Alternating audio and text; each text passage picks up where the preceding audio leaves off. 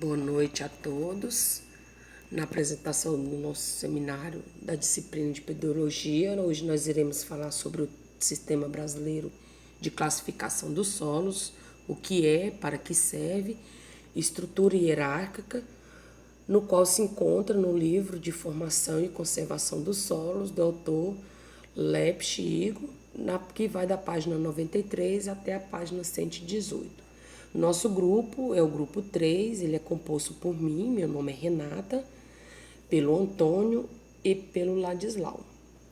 Bom, pessoal, segundo o Igor Lepsch, o Sistema Brasileiro de Classificação de Solos, ele foi desenvolvido com base em dados tirados de vários levantamentos exploratórios e de reconhecimentos realizados nos últimos 60 anos em todos os estados brasileiros.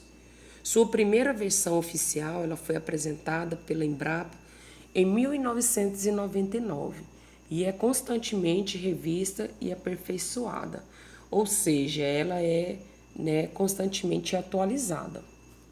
O Sistema Brasileiro de Classificação do Solo é hierárquico e multicategórico. Atualmente, 13 classes de solo são reconhecidas nos níveis categóricos de hierarquia mais elevada. As ordens, por sua vez, elas estão subdivididas em subordens e que sucessivamente comportam grandes grupos e subgrupos, e as famílias e as séries, elas ainda não foram estabelecidas no Brasil. Para classificar um solo, deve-se ser consultado o Sistema Brasileiro de Classificação dos Solos, no qual vocês podem estar baixando gratuitamente no site da Embrapa. Se você for classificar um solo para qualquer finalidade científica, deve-se consultar o Sistema Brasileiro de Classificação dos Solos. Então, o Sistema Brasileiro de Classificação do Solo, ele é um sistema taxonômico, de classificação de solos, apresenta-se dividido em categorias, que são as ordens, subordem, grande grupo e subgrupos. E alguns aspectos é muito importante ressaltar no sistema brasileiro de classificação dos solos. O primeiro aspecto, pessoal, é que ele é um sistema taxonômico de classificação de solos, ou seja, é um sistema técnico baseado fundamentalmente nos processos de formação dos solos. Ele é apto a ser usado por diferentes profissionais, desde os profissionais da engenharia civil, da geografia, da agronomia, da biologia, de várias outras áreas. Então, todos eles vão usar o mesmo sistema de classificação, porque ele é baseado no processo de informação dos solos e não no uso dos solos. O segundo aspecto, o Sistema Brasileiro de Classificação do Solo, ele apresenta-se dividido em categorias. Então, primeiro a gente divide todos os solos do Brasil em um nível que chamamos de ordens, Essas ordens elas vão ser subdivididas em subordens e assim sucessivamente. Então, cada nível categórico você tem uma quantidade maior, uma qualidade maior de subdivisões do Sistema Brasileiro de Classificação dos Solos. No terceiro aspecto, as categorias dividem-se em classes. Então, a primeira categoria são as ordens, no sistema. Atualmente, esses solos do Brasil eles estão divididos em 13 ordens e elas vão ser separadas de acordo com os atributos de diagnósticos ou propriedades que preferencialmente sejam passíveis de serem identificadas no campo, mostrando diferenças no tipo, no grau de desenvolvimento, no conjunto de processos que atuaram na formação desses solos. Então, cada uma dessas ordens são as classes do sistema no primeiro nível categórico. Bom, pessoal, então aqui dá uma ideia geral, graficamente dito, que o Sistema Brasileiro de Classificação do Solo, ele classifica todos os solos existentes no território brasileiro. Então, no primeiro nível, ele vai se dividir em ordens, como vocês podem estar observando aqui nos grupos. No segundo nível, divide No segundo nível, ele vai dividir em subordens, depois dividir em grandes grupos, subgrupos e assim sucessivamente. Então, à medida que se tem uma divisão maior, vai ter, digamos assim, grupos que são cada vez mais homogêneos. O quarto aspecto: os solos em cada classe são separados e classificados de acordo com as características diferenciais, como a ocorrência de horizontes, a profundidade dos solos, a questão das cores desses solos e várias outras características, né? Então, essas características elas são importantes para diferenciar um solo de outro. No sistema brasileiro de classificação do solo, essas características diferenciais elas são chamadas de horizontes de diagnósticos e atributos de diagnósticos. Todas as classes de solo são diferenciadas pela presença ou ausência de horizontes diagnósticos bem definidos, tanto superficiais como subsuperficiais. Nos subsuperficiais, um exemplo é o horizonte A ócrico e o horizonte A chermosêmico. Nos subsuperficiais, por exemplo, o horizonte B latossólico e o horizonte B textural, que seriam os nomes especiais dados a alguns horizontes subsuperficiais. E além desses horizontes, vários atributos diagnósticos são considerados, como a cor do solo, os teores de óxido de ferro, a saturação por bases, atividades de argilas e vários outros. Os atributos de diagnósticos e os horizontes diagnósticos, depois de identificados em um determinado solo, eles permitem então que a gente entre na chave de classificação de solos e classifique esses solos em classes, ou seja, separe as diferentes classes de solos. Os nomes dados às classes de solos das várias categorias podem fornecer muitas informações, pois quando um solo é classificado a um nível de subgrupo, cada vocábulo corresponde a uma determinada categoria. Por exemplo, no subgrupo latossolo vermelho eutrófico tipo, né, é um exemplo de subgrupo. Nós temos no primeiro nível as ordens que são 13, né, que são os latossolos, que um deles é o latossolo. No segundo nível, subordens que são 44, um deles é o latossolo vermelho. No terceiro nível está os grandes grupos, composto por 192, e um deles é o latossolo vermelho eutroférrico. E no quarto nível, subgrupos que são compostos por 938, que é o latossolo, um exemplo dele é o latossolo vermelho eutroférrico típico. E a seguir eu vou falar, pessoal, de cada um desses níveis. Então, pessoal, bem, né, como a gente já tinha comentado, né, o sistema brasileiro de classificação dos solos, ele é multicategórico. Então, inicialmente eles são divididos todos os solos do Brasil em ordens. Essas ordens são divididas em subordens, as subordens em grandes grupos, subgrupos e assim sucessivamente. Então, irei falar agora começando pelo primeiro nível, né? Primeiro nível são as ordens. Atualmente nós temos no Sistema Brasileiro de Classificação dos Solos 13 ordens. Elas vão ser separadas de acordo com os atributos de diagnósticos ou propriedades que preferencialmente sejam possíveis de serem identificadas no campo, mostrando as diferenças no tipo e grau de desenvolvimento de um conjunto de processos que atuaram na formação do solo. No segundo nível estão as subordens, composto, que depois das ordens que nós temos as subordens. Então, atualmente, o Sistema Brasileiro de Classificação do Solo comporta 44 subordens. Algumas ordens têm menos subordens e outras têm mais. Na soma delas todas vai dar as 44 subordens atualmente. E um exemplo dela é o latossolo vermelho, é um exemplo de subordem. No terceiro nível, pessoal, é os grandes grupos, E depois das subordens vão ser divididas em grandes grupos.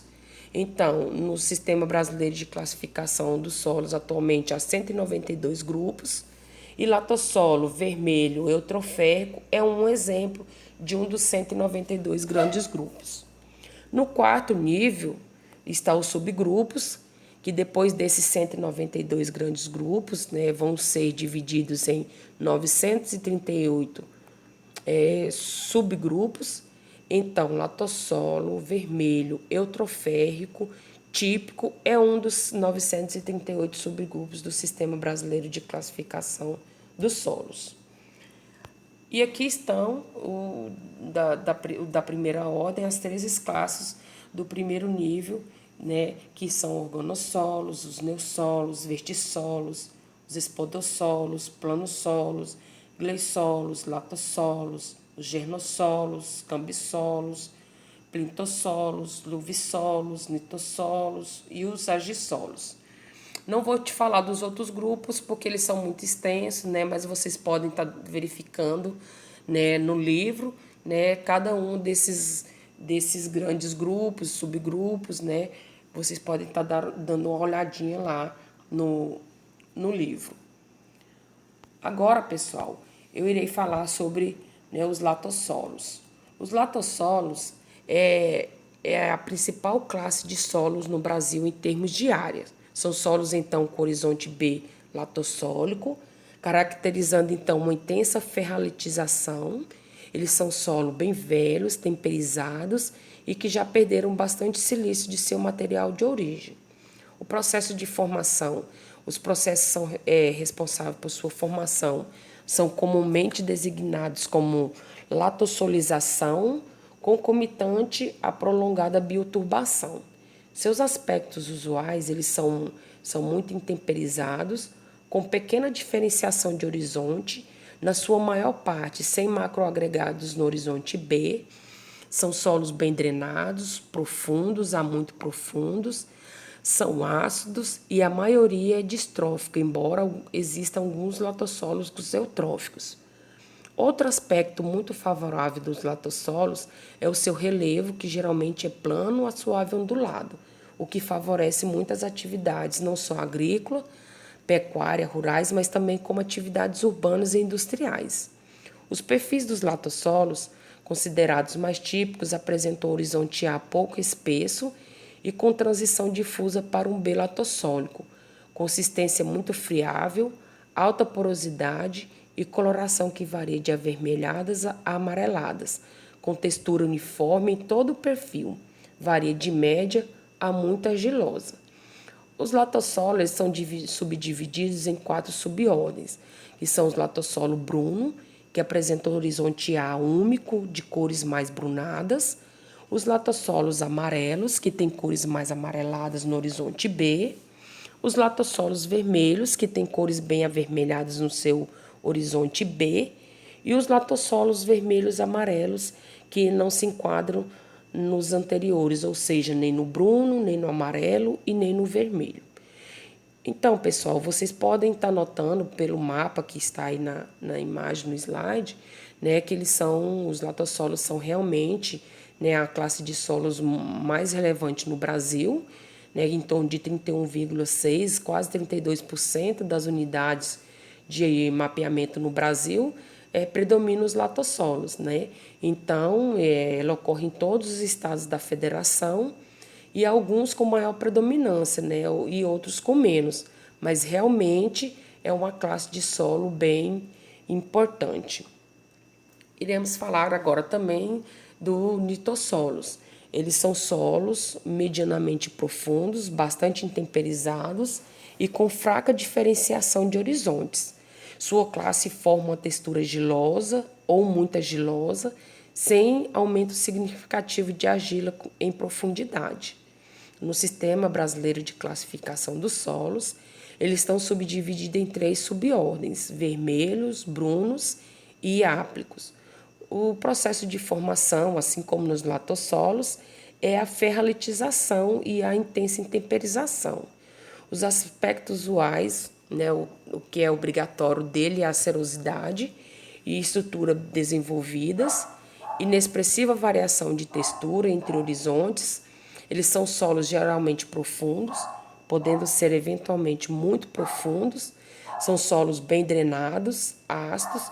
Normalmente a cor deles varia de vermelho a brunado e são geralmente, obrigatoriamente argilosos a muito argilosos, tendo argilas bastante acentuadas nesses solos. Os litossolos vermelhos, eles eram conhecidos como terra roxa estruturada. E eles estão subdivididos em 3 subordens. Deles são os litossolo bruno, que apresentam horizonte A úmico e cores brunadas, mais para o marrom.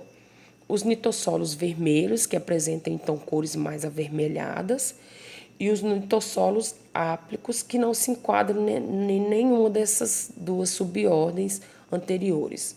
Os litossolos também, como vocês podem estar notando aí no mapa, né, corresponde um pouco mais de 1%, né, em torno de 1,1% do território brasileiro. Agora nós iremos falar sobre os argissolos. Eles são solos também bastante intemperizados. Eles apresentam marcantes diferenciações nos horizontes, uma acumulação de argila no horizonte B, e só os argilosos, pessoal, ele acumula argilas no horizonte B. São solos com horizonte B textural, né, TB com argila atividade baixa, ou horizonte B textural com caráter alumínico, ou horizonte B textural, TA, argila atividade alta, porém com caráter distrófico. Depois dos latossolos, a ordem dos argilosos é a mais extensa no Brasil, né? Vocês também podem estar percebendo aí no mapa. Seu processo de formação é a desargilização, ou seja, ela perde a acumulação de argila no horizonte B e uma incompleta ferratilização. É um solo intemperizado, mas não tão intemperizado quanto os latossolos. Os aspectos usuais, são solos ácidos, a maioria deles cauliníticos, alguns são abruptos, ou seja, com mudanças texturais abruptas, coloração e textura bem variáveis. O que importa é que o horizonte superficial tenha menos argila e o horizonte B tenha mais argila. Então, o horizonte superficial varia desde arenoso até argiloso e o subsuperficial varia desde textura média até muito argilosa. E a coloração também é bem variável para os argilosos. No sistema brasileiro de classificação dos solos, elas estão subdivididas em 5 subordens, que são os argilosos bruno-acinzentados, os argilosos acinzentados, os argilosos amarelo, que é que eles aparecem uma coloração bem amarelada no horizonte B, os argilosos vermelhos, que apresentam uma coloração bem mais avermelhada no horizonte B, e os argilosos vermelho-amarelo, que não se enquadram em nenhuma das anteriores que eu citei. Bom, pessoal, essa foi a minha contribuição da minha parte, e agora segue a apresentação dos meus colegas.